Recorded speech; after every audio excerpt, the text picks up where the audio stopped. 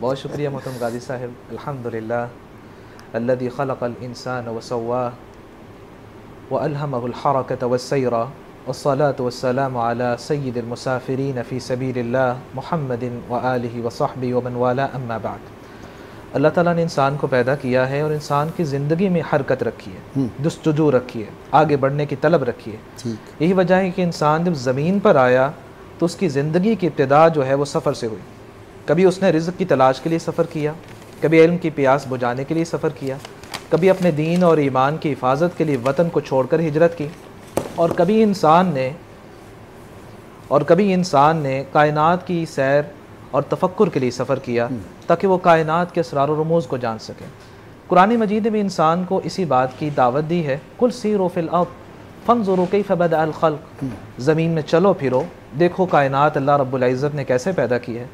इसी तरह अल्लाह रब्बुल इज़्ज़त फरमाते हैं, अवलम यरौ कैफ़ युब्दिउल्लाहुल खल्क़ अवलम यसीरू फिल अर्द फयंजुरू कैफ़ कान आक़िबतुल लज़ीना मिन क़ब्ल।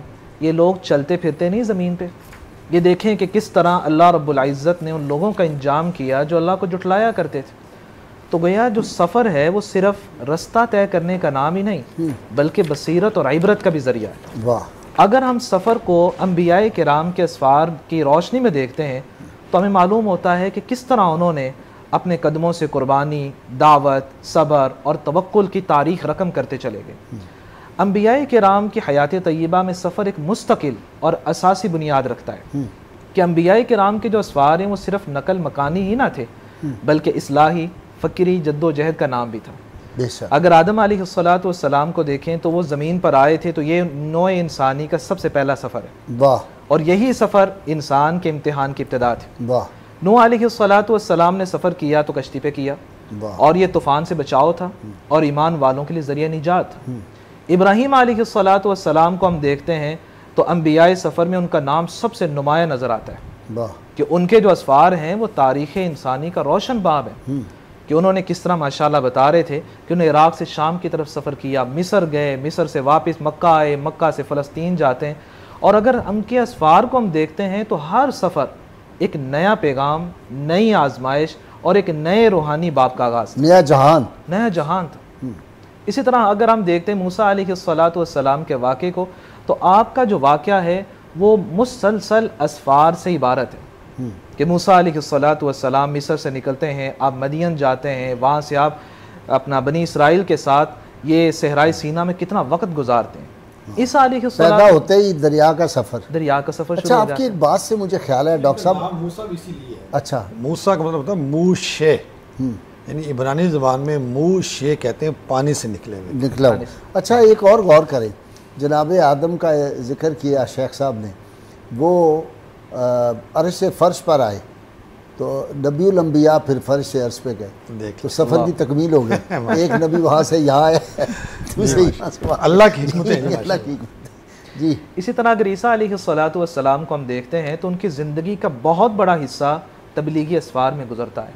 वो बनी इसराइल के मुख्तलिफ़ गाँव में जाते हैं, वहाँ दावत दीन फैलाते हैं और नबी अकरम सल्लल्लाहु अलैहि वसल्लम आपके असफ़ार के तो क्या कहने कि आपका अगर ताइफ का सफ़र देखते हैं तो सब्र व इस्तिक़ामत की आला मिसाल है। आपकी हिजरत मदीना को देखें, किस कठिन मरहले से गुजर के आप जाते हैं। ये कुरैश मक्का ने ऐलान किया हुआ है कि जो आपको लेकर आएगा उसको 100 ऊँट दिए जाएंगे। इसी तरह आप सल्लल्लाहु अलैहि वसल्लम की उम्रें हैं, आपके गज़वात हैं और आपकी मिसाक मदीना है और आपके मुसलसल असफ़ार ज़िंदगी में आप करते हैं। अगर हम अंबियाए किराम के असफ़ार के मकासद को देखते हैं तो हमें 4 मकसद नज़र आते हैं। सबसे पहला हमें ये सफ़र नज़र आता है कि उनका सफ़र दावती होता था, लोगों में हिदायत को फैलाना होता था। कुरान मजीद में अल्लाह ताला फरमाते हैं, वलक़द बअसना फ़ी कुल्लि उम्मतिन रसूलन अन इअ्बुदुल्लाह वज्तनिबुत्ताग़ूत। अल्लाह ताला ने हर कौम में एक नबी को भेजा है, जाके ऐलान कर दो कि इबादत के लायक सिर्फ अल्लाह की ज़ात है और जो भी शैतान है या तागूत है उसका इनकार किया जाए। दूसरा जो सफ़र होता है वो सफ़र है दावती और तबलीगी कि तबलीग के लिए सफ़र किया है, हिजरती सफ़र है।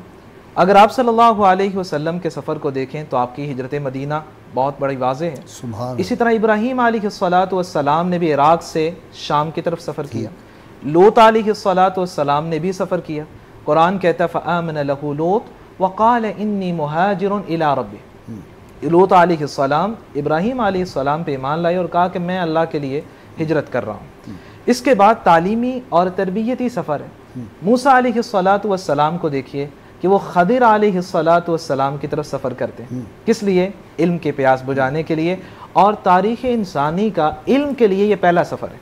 हाँ, कि मूसा अलैहिस्सलाम, और उसमें पोशीदा हिकमतें कैसी हैं, हिकमतें, यानी अल्लाह की हिकमतें जो हैं वो वाक़या जब आदमी पढ़ता है तो अकल दंग रह जाती है। और आप सल्लल्लाहु अलैहि वसल्लम ने इसीलिए कहा कि काश मूसा अलैहिस्सलाम खामोश रह जाते, हमें और बातें भी मालूम हो जाती। कि वहाँ 3 बातें मालूम हुई हैं, अगर ये खामोश रह जाते तो कुछ और बातें भी हमें मालूम हो जाती। हाँ, इसी तरह अगर चौथा मकसद देखते हैं तो इबादती सफ़र है, कि वो इबादत के लिए सफ़र करते, जिस तरह के उम्रे और हज का सफ़र है, जिस तरह के इब्राहीम अलैहिस्सलाम ने सफ़र किया, आप सल्लल्लाहु अलैहि वसल्लम ने सफ़र किया, और आप सल्लल्लाहु अलैहि वसल्लम ने साथ वज़ाहत कर दी ला तुशद्द। यहाँ से जो वो इस पे जाते थे, शिप पे, जो बहरी सफ़र, बहरी जहाज़ पे जाते थे, वो महीना 1.5 महीना लगता था सफ़र का। कितने लोग इंतकाल कर जाते थे वो बहरी सफ़र में। वो पुराने दिल दौर में खराब कोई होता है। हाजी उम्रे पे जाता तो उसको यूं अलविदा किया जाता, पता नहीं दोबारा मिलना है कि। हाँ जी, पुराने बकायदा दौर में रोते ऐसे थे लोग, रोते थे, वो सही बात। टोलियों में जाते थे उसको स्टेशन पे चढ़ा। मुगलों के यहाँ ये रिवाज था कि जो रियासत मुखालफ होता था उसको हज पर भेज देते थे ताकि वो वापस ही ना आए। अच्छा, हाँ जी, ये मुगलों का बाकायदा रिवाज था। अच्छा, हाँ जी, अच्छा, अच्छा, अच्छा, अच्छा, यानी हर मुखालफ को वो कहते ये हज पे चला जाएगा। अच्छा, अगर बच गया तो इसके सत्तू खत्म हो चुके होंगे, अच्छा। वरना रास्ते में पहुंच। ये भी एक पर्पज़ होता है।